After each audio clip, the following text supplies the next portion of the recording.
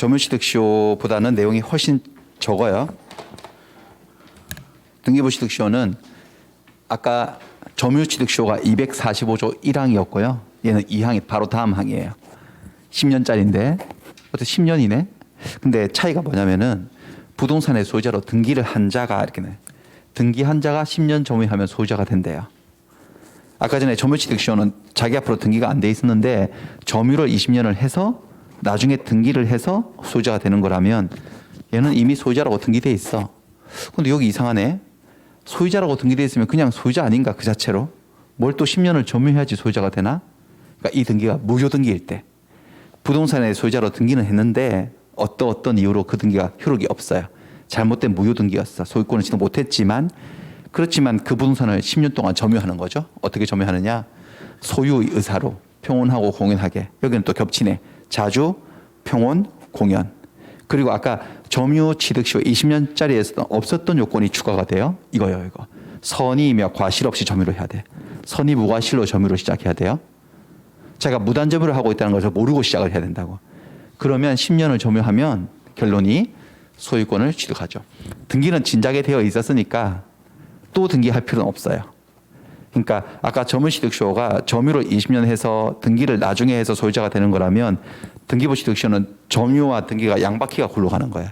그러니까 훨씬 더 소유자인 듯한 모습이 강하기 때문에 기간이 반토막 나 있어요. 10년만 점유하면 돼요. 자, 이거 뭔지 한번 보겠습니다. 선의이며 과실 없이 이게 중요한 포인트거든요.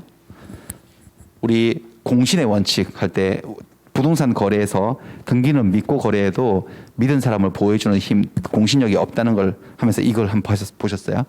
갑이 건물을 지어서 소유권을 취득하셨어. 그래서 소유권 보증등기 해서 공시를 해놓았어요. 근데 우리 쓰레기 아들이 아버지 얻다가 감금을 시켜버리고 자기가 증여 계약서를 위조해서 증여를 받은 것처럼 등기를 옮겼지. 당연히 무효 등기예요. 소유권은 저기 있지 이쪽으로 옮겨오지 않았어요. 등기만 이렇게 돼 있는 거야. 그래놓고 팔아버리죠. 병한테.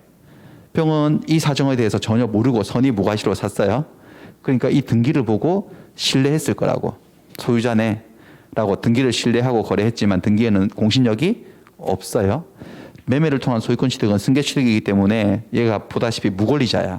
등기부만 보조시다 소유자로 돼 있지 소유권이 없기 때문에 소유권이 넘어오지 못해.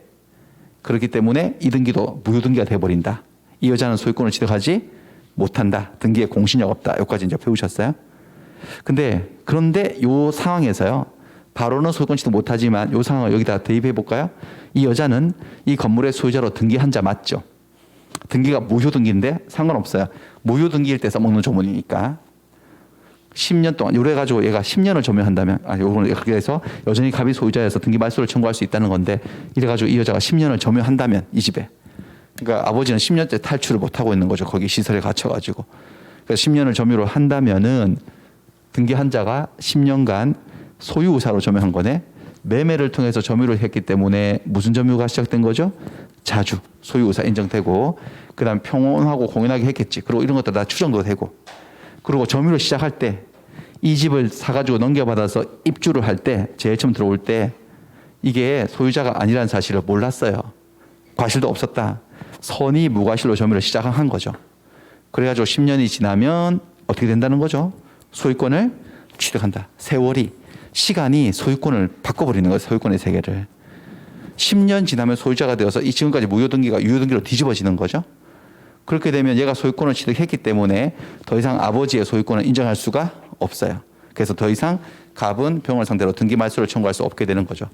오래된 사실이 권리로 승화되는 거예요. 권리로 바뀌어서 법질서 안정을 도모하는 그런 제도입니다. 그래서 우리가 이걸 등기부 취득시효 같은 제도를 어떻게도 우리가 평가를 하냐면 등기에 공신력이 없어서 부동산 거래 안전에 위협 요소가 되고 있죠. 불안해서. 근데 이 등기부 취득시효 같은 것은 그런 것들을 약간씩 완충 해소해주는 작용을 하는 거죠. 비록 내가 믿은 등기가 무효 등기여서 나 소유권 취득 못했어도 그 상태가 10년 이상 고착화되면 내 소유자가 되게 만들어주는 제도가 또 다른 제도가 있으니까 뭐 그렇습니다. 이게 등기부 취득시효가 되겠어요. 책을 잠깐 한번 OX 연습하기 전에 책을 잠깐 한번 볼까요? 76페이지죠. 자, 등기부 취득시효. 증여 계약서를 위조해서 무효 등기를 가지고 팔아버렸어.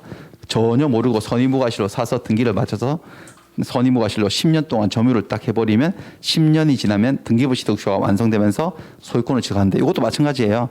점유를 개시한 때로 이때로 소급해서 소유자가 되고 원시취득이고 그런 점은 똑같아요. 무효등기인데 상관없다. 무효등기라도 무방하다. 자, 밑에 내용들을 보시면 자, 등기부 취득표가 완성이 되려면 등기를 하고 점유를 해야 되는데 그때의 등기는 무효등기라도 상관이 없다. 무효등기라도 상관없다. 지금도 무효등기였잖아요. 그리고 점유는 소유 의사를 가지고 평온 공연하게 10년 동안 점유를 해야 되는데 이건 아까 점유취득수하고 겹치는 부분이고 추가되는 새로운 내용이 뭐냐. 점유취득수에는 없었던 건데 선의무과실로 점유를 해야 됩니다. 여기 논점이 또 두 가지가 있네.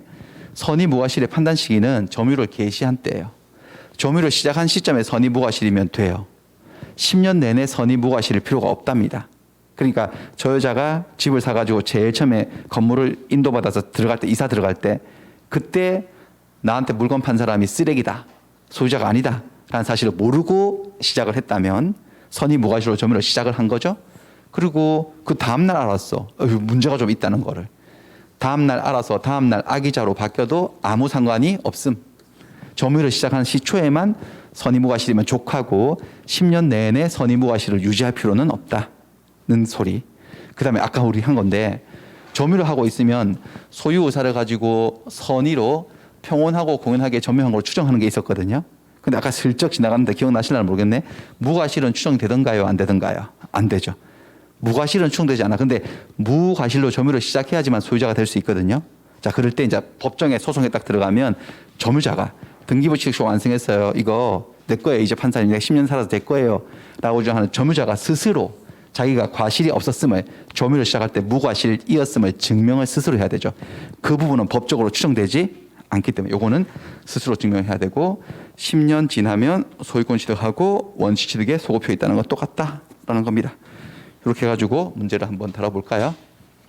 14번. 갑의 토지를 무단으로 점유하고 있던 을이 문서 위조해서 자기 앞으로 등기를 이전했어요. 당연히 무효등기죠. 이렇게 되면 소유자가 아니에요. 근데 그래 놓고 소유자 행세를 해서 병에게 매도하여 병이 소유자로 등기가 되었으니까 무권리자가 매매한 거니까 병 명의 등기도 무효등기예요. 무효등기고 병은 을의 등기를 믿었죠. 을의 소유자라고 믿었는데 아무 과실이 없어.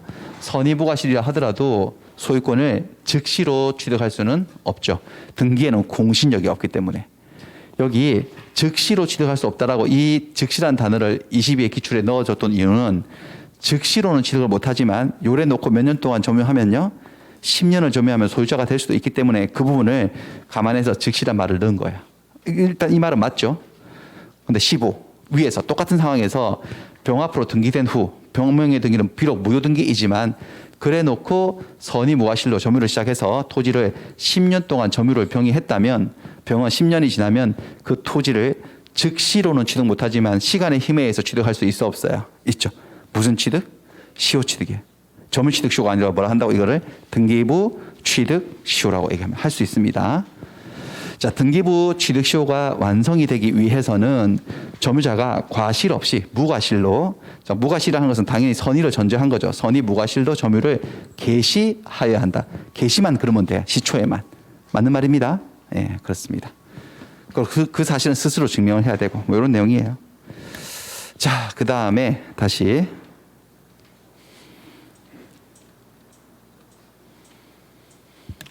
자, 여기까지가 취득시효 이야기를 보셨어요. 그다음에 이제 두 번째 사실행위로 가보겠습니다. 사실행위.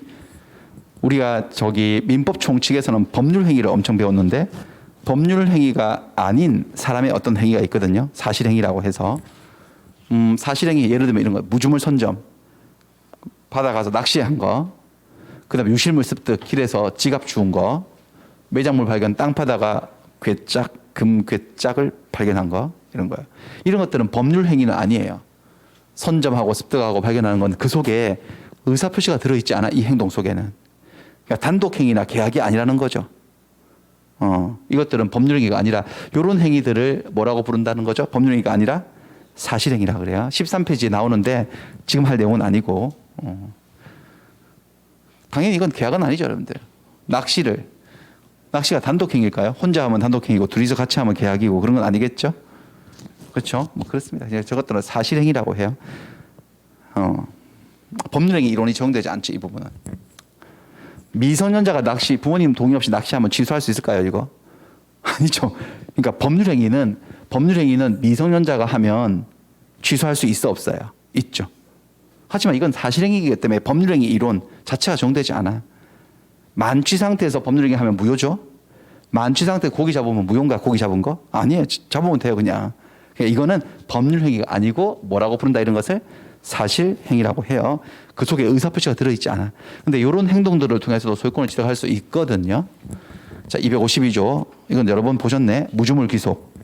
주인이 없는 물건은 동산, 부동산으로 나누어서 주인이 없는 동산은 소유의사로 점유한다. 이건 뭔지 아시겠네. 소유의사로 점유하는 거 무슨 점유죠, 여러분들? 자주점유요. 이거 소유의사로 점유한 거지. 잡아 올린 거지. 그러면 소유권을 취득하죠. 원시 취득이죠. 원시 취득. 무주물 선점. 무주의 부동산은 선점 대상 아닙니다. 알겠죠? 토지나 건물은 주인이 없어지면 선점하는 게 찜하면 임자가 되는 게 아니고 국가 소유로 넘어가죠. 그 다음에 유실물은 누가 분실한 물건이에요. 길 가다가 뭐 지갑을 주웠어요. 지갑이니까 누가 분실물이죠. 유실물이에요. 유실물을 이렇게 습득을 했으면 이거를 내가 가져가면 범죄입니다.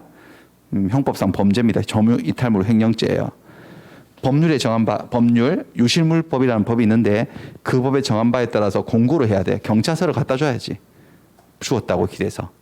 그러면 이제 거기서 권리자를 찾는 공고를 내죠. 그리고 6개월을 기다려봐요. 6개월 동안 소유자가 나타나지 않아요. 권리를 주장하지 아니하면 습득한 자가 소유권을 취득하는 거예요. 6개월이에요. 유실물은. 습득한 자가 소유권 취득. 그래서 경찰에 분실물 혹시 갖다 맡기신 적이 있을지 모르겠는데 맡기면 경찰이 6개월 얘기할 거예요 아마. 6개월 동안 주인이 안 나타나면 연락 갈 겁니다. 찾으신 분, 습득하신 분이 소유권을 가지고 있는 거니까. 그렇게 되는 거 6개월이에요. 원래 이거 1년이었는데 2013년도에 6개월로 바뀌었어요. 그렇습니다. 그 다음 매장물.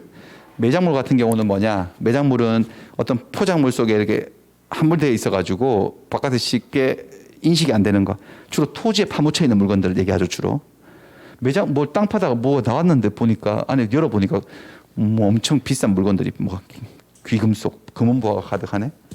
그 매장물은 법률에 정한 바에 의해서 이 법률도 유실물법이에요. 그 법에 따라서 또 갖다 신고를 해서 공고를 해야 돼요. 찾아가라고. 그리고 1년 내에 1년을 기다려보는 여기서는 1년 소유자가 권리를 주장하지 않고 나타나지 아니하면 발견한 자가 소유권을 취득해요. 발견한 자가 이 소유권을 취득해요. 여기서 나오는 소유권 취득은 다 원시 취득이에요. 이건 거래를 통해서 전주의 권리를 물려받는 게 아니라 이 법 제도에서 새로운 소유권이 만들어지는 원시 취득들이에요. 그런데 만약에 발견한 장소가 타인의 토지다. 이 토지 소유자는 갑이고 발견한 자는 을이에요. 근데 1년 동안 소유자가 나타나지 않았어. 타인의 토지에서 발견한 물건은 매장물은 토지 소유자하고 발견한 자가 절반해서 반띵합니다. 절반해서 취득하니까 물건은 하나인데 소유자가 둘이니까 공동소유 중에서 좀 이따 나올 공유하게 되는 거예요. 지분, 절반이니까 지분은 2분의 1씩 해서 권리는 2분의 1씩 해서 하나의 물건을 공유하게 되는 현상이 발생합니다. 이런 게 사실행위라고 하는 건데 그러니까 되게 간단한 내용이죠. 또 문제 한번 볼까요? 문제를 보자면 자 17번, 18번, 19번 세 개예요. 이번 33회에 나왔어요. 이게 무주의 주인이 없는 부동산이라 그랬어. 소유의사로 점유한다. 선점한다는 거죠. 선점한 자, 부동산을 선점한 자는 자연인은 법인이 뭐 선점할 수는 없으니까 일반적으로 자연인은 그 부동산의 소유권을 즉시로 바로 취득을 한다. X. 자, 무주물 선점의 대상은 부동산은 대상이 아니다. 뭐만 대상으로 한다? 동산만. 자주점유가 뭐죠, 여러분들? 소유의 의사를 가지고 사는 점유죠. 는 무주물 선점에 의한 소유권 취득의 요건이 아니다라고 하고 있는데 X죠. 아까 못됐습니까? 요건이 무주의 동산을 어떻게 점유한 자? 소유의사로 점유한 자는 그 소유권을 취득한다라고 해서 선점, 자주점유가 무주물 선점의 요건이죠. 요건입니다. 19번 타인의 토지에서 발견된 매장물 특별한 사정이 없다면 발견한 자가 단독으로 소유권을 취득하는 게 아니고 토지 소유자와 발견한 자가 절반 취득한다. 공유한다. 지분 2분의 1씩 가지고. 그래서 X가 되겠습니다. 됐고 넘어갑니다. 자, 그 다음에는 첨부로 가볼게요. 첨부라고 하는 거. 첨부가 뭐냐? 첨부는 이 세 가지를 통칭하는 개념이에요. 부합, 혼화, 가공. 첨부? 첨부는 뭔가를 첨가한다는 소리죠. 첨부 파일. 파일에다가, 메일 보내면서 뭔가 파일 첨부하는 거. 이건 뭐냐면은 세 가지 종류가 있는데, 셋 다 부합이나 혼화는 비슷해요. 물건끼리 붙어버리는 거야. 부착, 결합, 혼합, 융화. 소유자를 달리하는 두 개의 물건이 붙어서 따로 뗄 수 없게 되는 것을 말해요. 부합이나 혼화는. 가공은 갑의 물건에 을의 노력이 가해져서 다른 물건으로 재탄생하는 걸 말해요. 이렇게 되면 이게 가공된 물건, 혼화된 물건, 부합된 물건에 소유자가 누군지에 다툼이 생기거든요. 그 교통 정리해 놓은 건데, 다시 이 부합은 둘로 나눠져 가지고요. 부동산에, 갑 소유 부동산에 을 소유 물건이 갖다 붙어버리는 부동산 A의 부합과 갑 소유의 동산하고 을 소유의 동산끼리 붙어버리는 부합이 있어요. 근데 여긴 동산 얘기죠. 혼화 가공도 부동산을 상대로 대상으로 한 논리가 아니고 다 동산들을 상대로 하는 것이어서 대상으로 하는 것이어서 이쪽 세 가지는 시험에 안 나옵니다. 동산들은 다 안 나오죠. 그러니까 기본적으로 우리 시험에 안 나와요. 나온 적 없어. 33년 동안 한 번도 나온 적 없어요. 그러니까 요거는 빼고 부동산의 부합만 아시면 돼요. 조문은 256조인데요. 자, 여기도 그러나라고 돼 있으니까 원칙과 예외가 있나 보네요. 뭐라고 돼 있느냐? 어떤 부동산의 소유자는 그 부동산에 부합한 물건의 소유권을 취득한대. 부합하면 그 소유권을 취득하고, 그러나 타인의 권한에 의해서 부속이 된 것은 그러하지 아니하다. 그러하지 아니하다는 말은 취득할 수 없다. 그러니까 잘 모르겠는데 부합하고 부속하고 다르다는 거예요. 지금 부합하고 부속은 달라요. 비슷한 측면은 두 개의 물건이 붙는 거야. 근데 어느 정도로 붙는지가 차이가 나요. 자, 먼저 부합은 어떻게 붙는 거냐면 제가 그림을 한번 보여드릴게요.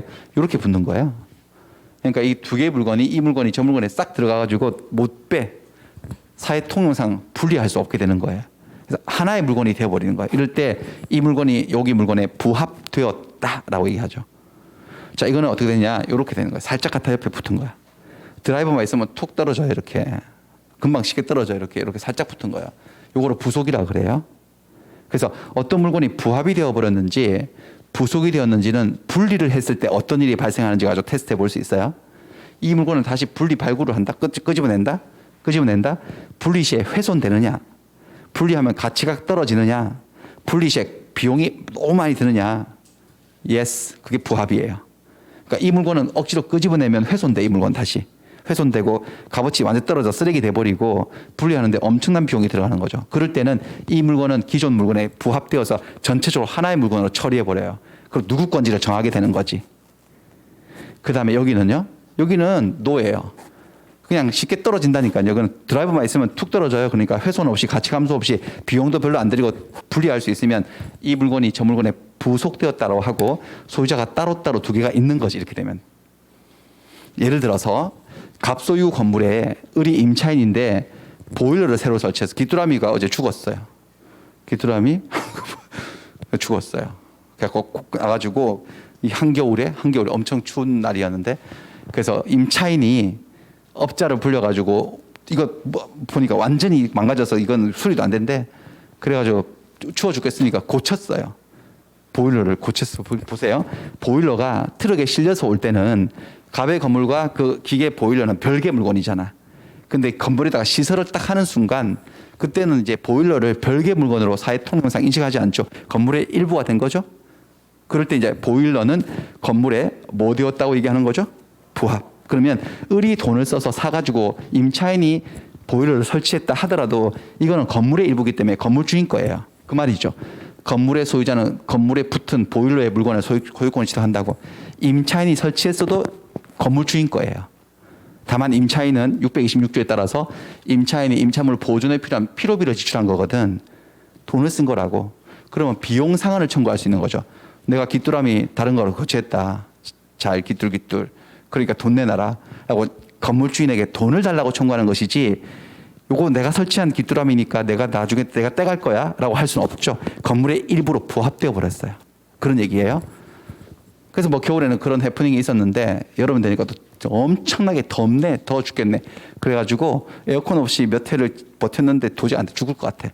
그래서 에어컨을 설치를 해요. 갑의 건물을 임차한 임차인이 에어컨 1+1, 하나는 스탠드 거실, 하나는 이게 뭐죠? 벽걸이 안방에다가 벽걸이 에어컨이요. 벽걸이 에어컨을 설치를 하면 벽걸이 에어컨은 여러분들 그거는 건물의 일부로 완전히 부합되는 게 아니고 나중에 임차인들이 가져갑니까? 그거 이사 갈 때 가져가죠. 건물의 일부가 되는 게 아니고 그거는 분리할 수 있어 없어요? 있죠. 나중에 구멍 메워주고 갖고 가잖아요, 임차인들이. 이럴 때 그 에어컨은 이 건물에 뭐 되었다고 얘기한다? 부속. 그리고 이거는 건물 주인 거예요, 임차인 거예요? 임차인 거 독립된 물건이죠. 자, 부합과 부속은 다르다는 거 아시겠죠? 이게 교실에서도 볼 수 있는데 이런 것들은 뭘까? 이런 것들, 이런 거. 천장에 벽지, 이런 거. 천장 벽지 붙어 있죠. 벽지가 이 건물에 발리기 전에는요, 돌돌 말려 있어서 있을 때는 하나의 동산이었죠. 별개 물건이었지만 바르는 순간 이게 별개 물건이에요? 아니면 건물의 일부예요?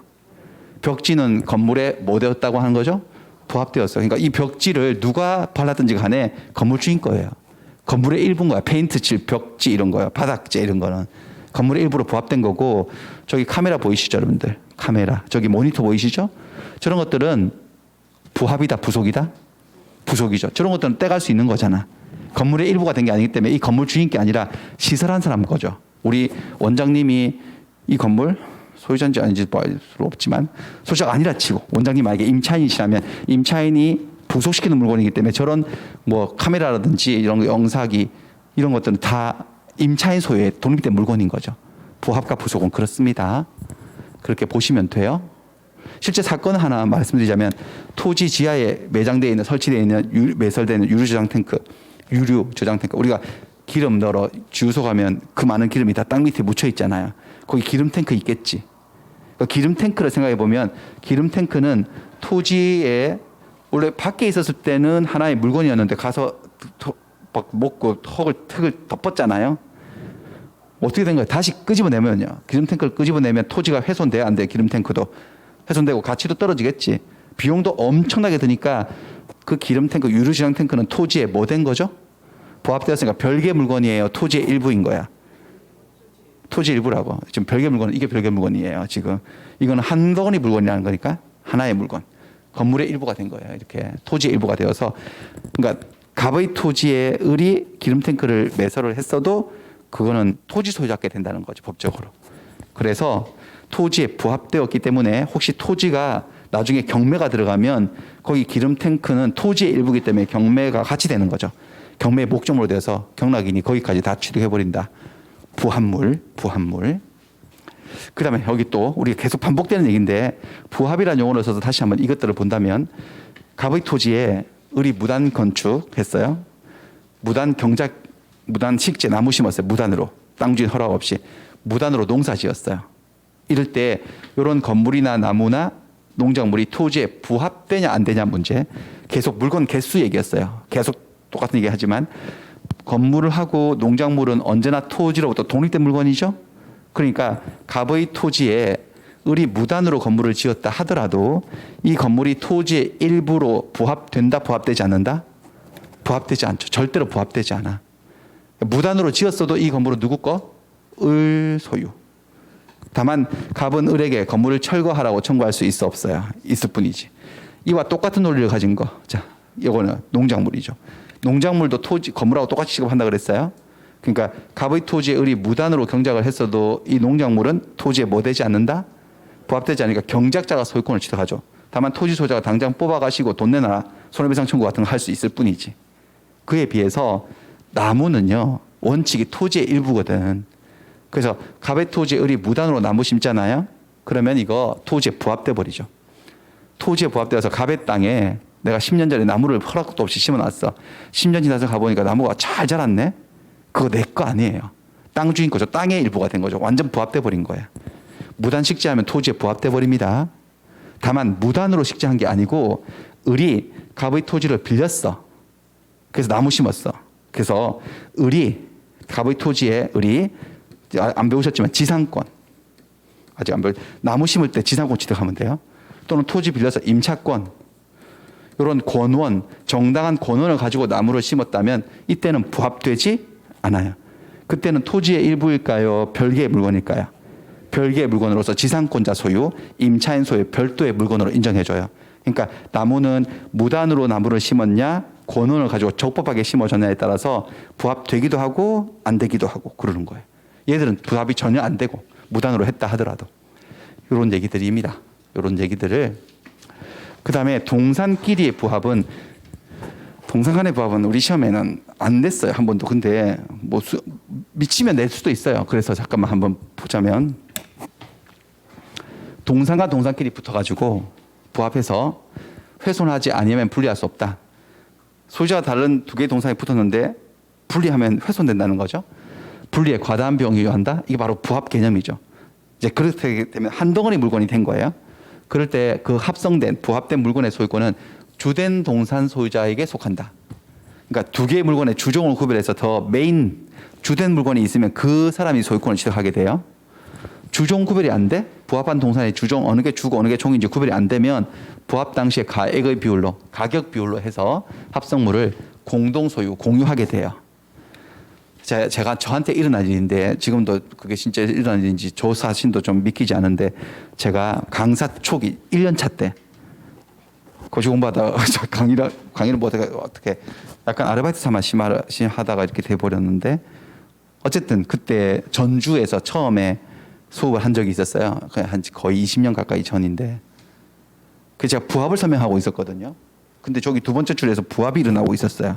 지금도 생생하게 기억나네요. 그래서 그 예를 제가 들고 있는데 민법 시간이니까 민법 책이 있었는데 둘이 짝꿍이었는데 갑의 토지 책을 보니까 이게 찢어져 있었어요. 그때는 그림민법 아니었고 다른 책이었는데 이게 겉표지가 좀 찢어져 있어가지고 옆에 짝꿍이 필통 안에 이게 들어 있었어요.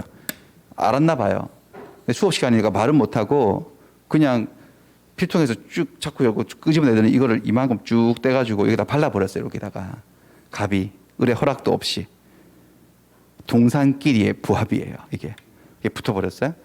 자, 갑의 책에 을의 스카치 테이프가 붙어가지고 분리할 수 없게 된 거잖아요. 어떤 분들은 분리할 수 있지 않냐. 잘 떼지는데 이거 별 의미 없죠. 분리하는 게. 그럼 이제 하나의 물건인 거지. 원래는 물건이 책, 스카치 테이프 별개 물건이었다가 테이프가 붙어있는 책 하나의 물건이 된 거잖아. 그럼 이 책은 누구 거냐 이거 물어보는 거예요. 이 책이 누구 거냐. 갑 소유냐 아니면 을 소유냐. 이거 물어보면 그 질문이 하냐고. 갑거지. 왜 갑거라고 여러분들 팍 대답을 하냐면 주종 구별이 너무나 명백해서요. 이거는 한 몇만 원짜리 민법책이고 이거 계산해 보면은 몇십 원도 안 되는 거니까 주와 종이 너무나 명백하기 때문에 감각적으로 갑거라고 생각하는 거예요. 다만 여기 붙은 게 예를 들어서 수십만 원짜리가 붙었다. 수백만 원짜리가. 그러면 갑거라고 말 못할 걸요. 함부로. 그러니까 주종 구별이 돼야 안 돼요. 이 경우는요. 되기 때문에 갑소유가 됩니다. 갑소유. 그리고 이번에 손해가 생긴 부분은 손해보상을 청구할 수도 있고 막 그런 얘기 드립니다. 동산끼리는 이렇게 가격을 비교해가지고 주종을 구별해서 따지는데 부동산에 어떤 부분이 붙었을 때는 가격 비교 안 합니다.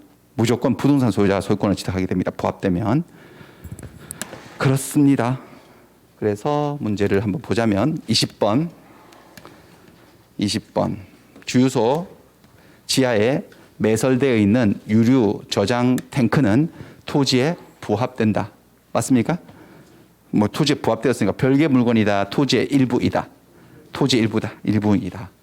건물에 임차인이 부착한 벽걸이 에어컨은 이건 분리가 쉽게 되는 거죠. 건물에 부합되지 않는다. 맞죠? 단지 건물에 뭐 되어 있는 상태죠? 부속되어 있는 물건으로서 이거는 임차인 소유의 하나의 물건인 거죠. 건물의 일부가 아닙니다.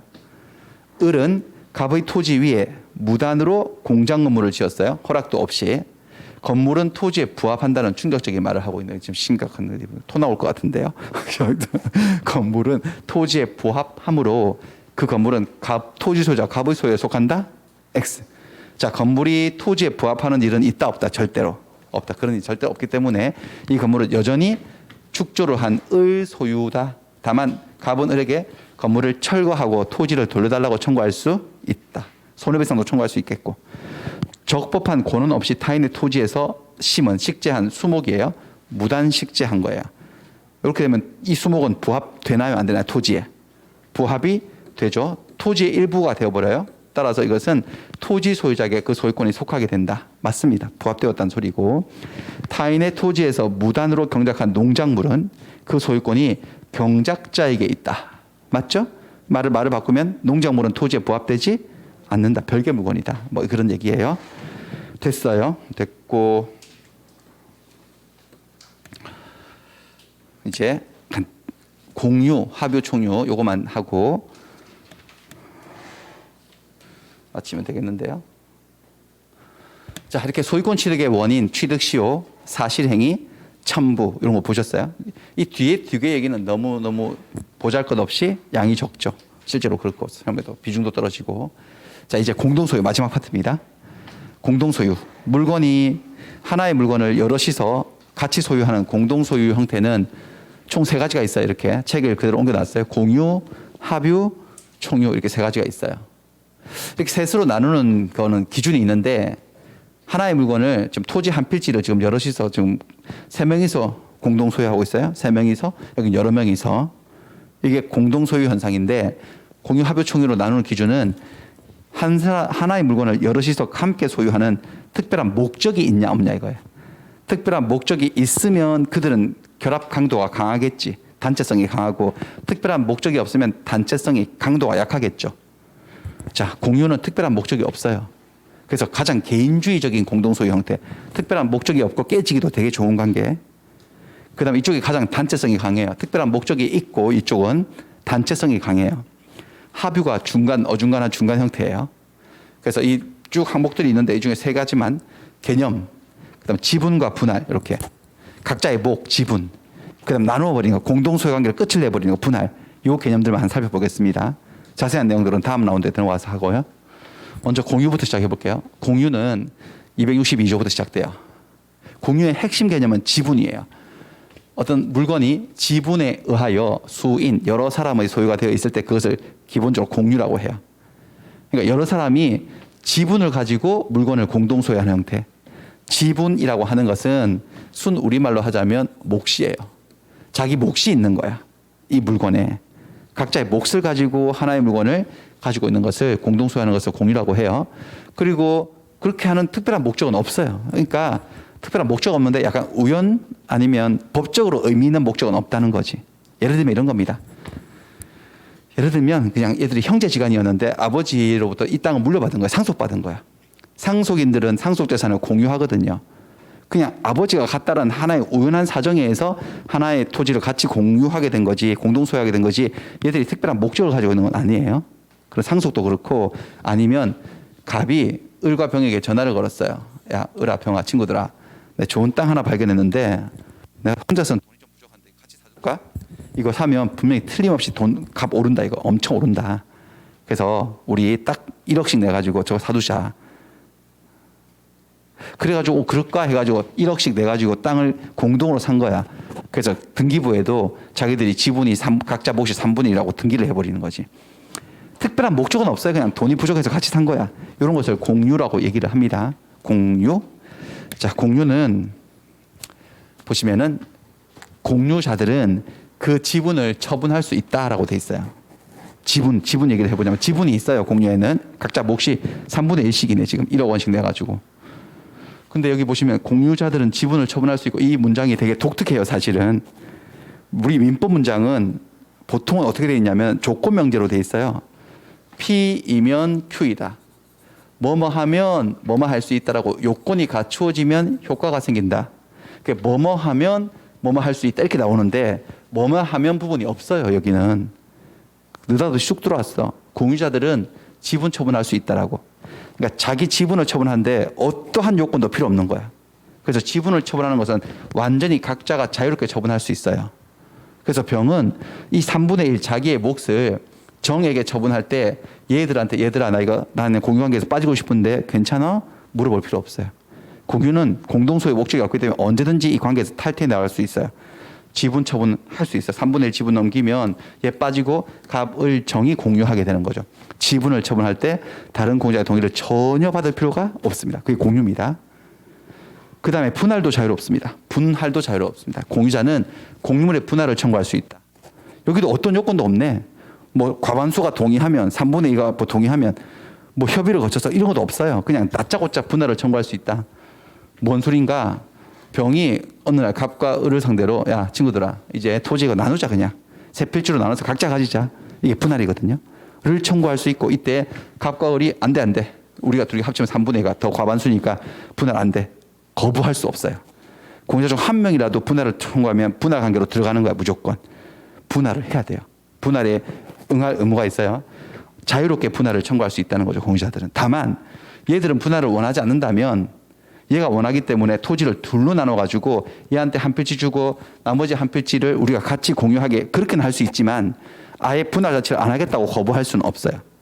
그렇습니다. 그러니까 두 가지의 자유를 아셔야 돼. 공유관계는 가장 개인주의적이고 특별한 목적이 없기 때문에 지분의 처분이 자유롭고 분할도 자유로워요. 이 공유관계에서 빠져나가는 것도 자유롭고 공유관계를 쫑을 내는 것도 자유로운 일인 거야. 이게 공유의 본질이에요. 자, 합유로 가보겠습니다. 합유는 271조 법률 규정 또는 계약에 의해서 수인이 조합체로서 얘들은 조합체로서 물건을 소유하고 있을 때 합유라고 해요. 조합의 합자를 따서 합유라고 해요. 조합체예요. 얘들은 조합체가 뭐냐? 그러면 조합 이러면 딱 생각나는 게 그거 아닙니까? 농업협동조합, 수산업협동조합. 근데 그 조합이 아니에요. 농업협동조합의 조합은 그 법인, 그 회사의 이름이에요. 이름에 조합이 들어있을 뿐이고 여기 있는 조합은요 계약이에요. 매매계약, 임대차 계약처럼 계약의 형태인데 계약의 이름인데 조합계약이라고 하는 게 있어요. 우리 채권법에 나오는 건데 조합은 계약인데 여럿이서 하는 계약이에요. 두 명이서 할 수도 있지만 보통 두 명 이상이 상호 출자를 해서 서로 돈을 내가지고 공동사업을 경영할 것을 약정하는 계약이에요. 공동사업 동업이죠. 동업을 할 것을 약정하는 거예요. 동업을 하려면 돈이 좀 필요하죠. 출자. 그래서 출자를 해야 됩니다. 출자는 금전으로 할 수도 있고 재산으로 할 수 있고 몸으로 때울 수도 있어요. 그래서 갑이 을과 병을 상대로 친구들아 근데 좋은 아이템이 하나 있는데 이거 하면 대박이다. 같이 우리 사업 한번 할까? 돈 좀 벌까? 좋아. 아이템 좋네 해서 합의를 본 거죠. 세 사람이 계약해가지고 동업을 하기로 하면 조합계약이라 그래요. 그걸 조합체라고 해요. 그러면 돈을 좀 모아야 되는데 나는 돈으로 낼게 1억. 이 여자는 이 땅 가지고 땅을 출자할게. 재산으로 출자할 수 있으니까. 이 병은요. 나는 땅도 없고 돈도 없고 내가 가진 거라고는 쓰레기 아들밖에 없다. 그때 내가 몸으로 때울게 해서 내가 제일 일 많이 할게. 이렇게 해가지고 얘들이 동업을 하는 거야. 그래가지고 그러면 동업에 필요한 재산을 샀어. 아니면 이 땅을 출자를 해가지고 얘들이 동업에 쓰기로 했어요. 그러면 이 토지는 이제 갑을병의 합유 상태가 되는 거죠. 합유. 그러니까 이 조합은 합유라고 하는 것은 공동으로 소유하는 특별한 목적이 있지. 그 특별한 목적은 바로 여기 있네. 동업이에요. 공동사업이에요. 동업이 목적이에요. 그러니까 얘들은 인적 결합이 살짝 강하긴 한데 그렇다고 얘들이 무슨 회사를 만들어서 법인을 만든 게 아니기 때문에 단체성이 그리 강하진 않아요. 계약의 형태로 되어 있어서 쪼개지기가 십상이야. 그렇습니다. 그래서 여기서는 지분을 비교해 볼 때 여기도 지분이 있어요. 출자액에 비례하는 전부 다 1억씩 냈다 치면 그 동업하는 재산의 합유 재산의 지분이 3분의 1씩 있는 거지. 그런데 공유 지분하고 합유 지분의 차이가 뭐냐면은 공유 지분은 각자 자유롭게 처분할 수 있었잖아요. 왜? 특별한 목적이 없기 때문에. 근데 합유 지분은 안 됩니다. 합유자는 전원의 동의 없이는 자기 지분을 처분하지 못해요. 이 지분 처분할 때 전원 동의를 받아야 돼. 왜냐하면 병이 지분을 처분한다? 그게 뭔 말이죠? 3분의 1 지분을 처분하면? 자기는 동업관계에서 빠져나가고 여기 정이 들어오는 거니까 갑과 을이 볼 때는 동업자가 바뀌는 거니까 당연히 다른 동업자의 동의를 받아야 되는 게 상식이지. 그렇습니다. 그래서 제가 여기다가 그림에 공유 지분은 그냥 3분의 1로 표시했죠? 합유 지분을 제가 괄호를 쳐놨어요. 이게 무슨 의미냐면 둘 다 지분은 있어. 근데 여기 지분은 대외적으로 공시가 돼요. 처분시 전원동의가 필요한데 제가 등기부를 살짝 보여드리면 공유자들은 등기할 때 공유자 지분 얼마라고 공시해요. 이을순, 지분 최정동 합치면 1 나오죠. 1을 나눠놓은 거기 때문에 이렇게 지분이 얼마라는 걸 공시를 해야 되는 이유가 뭐냐면은 이을순은 최정동 동의 없이 지분 2분의 1을 딴 데 팔아먹을 수 있어 없어 홍길동한테요. 있지. 그게 홍길동이가 얘 지분이 얼마인지 알아야 돼 몰라도 돼. 제3자들이 알아야 되니까 만천하에 공시를 하는 거예요. 그런데 여기 보세요. 여기는 홍길동, 전우치, 김경희가 합유하나 봐. 동업하나 봐. 합유자라고 합유자 이름만 나와 있지 지분이 얼마인지 안 나와. 왜냐하면 지분은 기본적으로 못 팔잖아요. 전원 동의 없이 못 팔고 어떻게 보면 지분은 얼마씩 출자했는지 그런 문제이기 때문에 대외 비죠. 사업 비밀이잖아. 어차피 대외적으로 자유롭게 팔 수도 없는 것을 공시할 이유가 없으니까 합유자들만 나오고 지분이 얼마인지는 안 나오는 거지. 무슨 그 이치가 그러하다는 거예요. 뭐 그렇고 그다음에 분할도 마찬가지예요. 합유자는 아까 공유자들은 공유물 분할을 청구할 수 있었어 없었어 자유롭게요. 있었지. 합유는 안 돼요. 합유물을 분할하자. 합유물을 분할하자는 것은 동업을 더 이상 하지 말자는 소리잖아. 그렇잖아요. 그러니까 합유 관계가 유지되고 있는 동안에 합유자들은 합유물에 대한 분할을 청구하지 못해요. 언젠가 동업이 끝이 나버리면 동업이 끝나면 남아있는 잔존재산을 분할을 하는데 그때는 공유물이 되어서 분할하는 것이지 합유물인 상태에서는 분할이 금지됩니다. 분할이 금지된다. 금지. 다음에 총유로 가서요. 총유는 275조 법인 아닌 사단의 사원이 집합체로서 물건을 소유하는 형태를 총유라고 해요. 법인이 아닌 사단, 안일비자를 써서 비법인 사단 또는 권리 능력이 없는 사단이라고 해요. 여러분들 이런 말 들어보셨죠? 사단법인, 재단법인 이런 말 들어보셨을 거야. 사단법인이 뭐냐면요. 이거 한 10명이네. 10명의 사람이 법적으로 한 사람이 될 방법이 있어요. 사단법인을 만들면 돼요. 10명이 모여가지고 우리들이 단체의 목적을 정관을 만들어요. 그 다음에 주무관청에 가서 허가를 받아요. 이런 목적으로 우리는 단체가 될 거다. 그 다음에 설립 등기를 마치면 돼. 주된 사무소 소재에서 설립 등기를 마치면 이 10사람이 법적으로 한 사람이 될 수 있어요. 사원들의 단체가 한 사람이 되어서 사단법인 이름 만들어가지고 이걸 사람으로 해가지고 집도 사고 땅도 사고 거래도 하고 다 할 수 있어요. 이걸 사단법인이라고 해요. 근데 사단법인이 되려면 법인으로서 설립 등기를 마쳐야 돼요. 그렇다면 법인이 아닌 사단이라는 건 뭐냐? 그러니까 사단으로서 실체는 있어. 자기들 정관도 있고 규칙도 있고 단체성도 강한데 법인으로 등기를 하진 않은 거지. 그러니까 법인이 아닌 사단이라고 그래. 비법인 사단. 그러면 법적으로는 사람은 아닌 거예요. 이 단체가. 그래서 권리 능력은 없어. 그래서 권리 능력 없는 사단, 비법인 사단이라고 해요. 이런 거를. 법인 아닌 사단이 대표적으로 종중, 교회, 사찰 등이 그러해요. 종중. 그럼 종중은 사람들의 단체 아닌가요? 교회, 사람들의 단체예요. 사찰, 그 사람들의 신도들의 단체예요. 거기도 재산이 있어요. 그 단체에도. 교회 재산, 사찰 재산, 종중 재산이 있고. 하지만 종중이나 사찰이나 교회가 회사처럼 설립 등기를 마친 법인이 된 건 아니거든요. 하지만 거기도 그 단체에는 재산이 있고. 그럼 그 재산을 소유하는 형태가 뭐냐? 그 구성원들, 사단의 구성원들을 사원이라고 그래. 이 사원은 넥타이 부대를 얘기하는 게 아니고 그 구성원을 얘기하는 거야.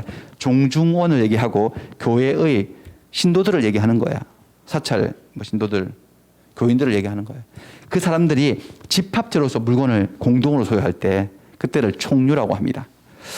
총유. 여러분들 교회 다니시면 그 교회 재산 조성 형태 자체가 그 교인들이 다 해가지고 그 재산을 만든 거잖아. 목사님 재산이 아니고. 그렇습니다. 이때 특징이 뭐냐? 여기는 단체성이 무지무지 강하죠. 내가 태어났더니 어떤 종중에 속해 있어. 내가 이게 종중 싫다고 무슨 네이버 카페도 아니고 탈퇴도 안 되잖아. 이거는요. 그렇죠? 단체성이 엄청 강해요. 근데 여기서 물건을 소유하고 있으면 재산을 소유하면 총유라고 얘기하고 총유의 특징이 뭐냐? 지분이 없어요. 자, 공유나 합유는 지분이 있었어요. 공유 지분은 자유롭게 처분할 수 있고 합유 지분은 전원 동의하에서 처분할 수 있는데 아무튼 둘 다 지분은 있어. 자기들 몫이라는 게 있는데 여기는 오로지 우리라고 하는 개념밖에 없어요. 우리 종중, 우리 교회, 우리 사찰. 우리 교회 재산이 얼마고 우리 사찰 재산이 얼마고 우리 종중이 재산이 얼마다 이거지. 그중에 내 몫이 몇 분의 몇이다라는 자기 몫의 개념은 없는 거죠. 지분 자체가 없어요. 지분이 없으니까 분할도 없어요.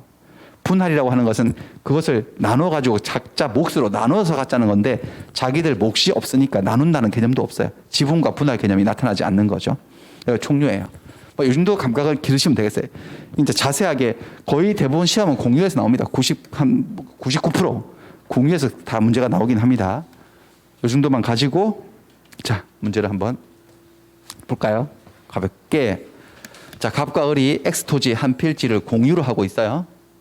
공유하고 있으면 지분이 있겠지. 5분의 1 지분권자 을이래. 을이 5분의 1 지분권자면 갑은 100% 5분의 4죠. 둘이 합치면 1 나와야 되기 때문에 5분의 4의 동의 없이 자기의 지분 5분의 1 지분을 병에게 처분을 하지 못한다라고 말하네. O예요, X예요? X. 공유자들의 지분 처분은 완전 자유예요. 그래서 X입니다. 자, 공유물 분할 청구가 있으면 공유자 중 한 명이 분할하자 그런 거야. 안 해. 없어요. 절대 안 돼. 무조건 분할이에요. 공유자 전원은 어떻게 분할할 것인지 협의에 응할 의무를 지게 된다. 맞습니다. 다만 몇몇 사람들은 분할을 원치 않는다면 그 중 하나를 떼어가지고 이걸 다시 우리가 공유하자라고 그런 식으로 할 수는 있어도 분할 자체를 거부할 수는 없다라는 거지. 그래서 맞는 말이에요. 그럼 합유자는 동업자들로 이것이면 동업자들은 다른 동업자들 합유자들의 동의 없이 자기의 지분을 함부로 처분하면 된다 안 된다? 안 되죠. 이건 동업자가 교체되는 거기 때문에 합유자 전원의 동의 하에서만 합유 지분을 처분할 수 있다. 뭐 그 정도 됐습니다. 이렇게 해서 오늘 진도도 다 마쳤고요. 수고하셨고 다음 주는 자, 다음 주 어디 하는지만 확인하고 마치겠습니다. 우리 지금 산을 4개 오르고 있어요. 산 기억하세요? 첫 번째 산 이름 뭐였더라? 충치. 거기서 법률행위 배웠죠? 법률행위 10문제. 지금 두 번째 산 하고 있는 중이죠? 산 이름은 물권 총론했고 오늘 강론 8가지 물권 중에 질권 제외하고 순서대로 배우는 건데 오늘 한 게 뭐야? 점유권하고 소유권. 다음 주에는 용유물권, 지상권, 지역권, 전세권, 유치권, 질권, 전환권 이거 다 해버릴 것 같아요. 그러니까 깊숙하게 못 들어가요. 사실 담보물권 전환권만 4시간 해야 되거든요. 1월달 들어가면. 지금은 살짝 들어가가지고 뭔지만 맛을 보고 전체적인 감각만 기르는 그런 과정이라고 볼 수 있습니다. 그렇게 해서 다음 주에 요거를 할 예정입니다. 오늘 수업 마치고 오늘 대한민국 파이팅. 오늘 잘 돼야 될 텐데요. 가나전. 그러면 좋겠네요. 저는 그날 그 시간에 수업하고 있어가지고 10시에. 아주 불행하네요. 아무튼 오늘도 수업 듣느라 고생 많으셨습니다. 마치겠습니다.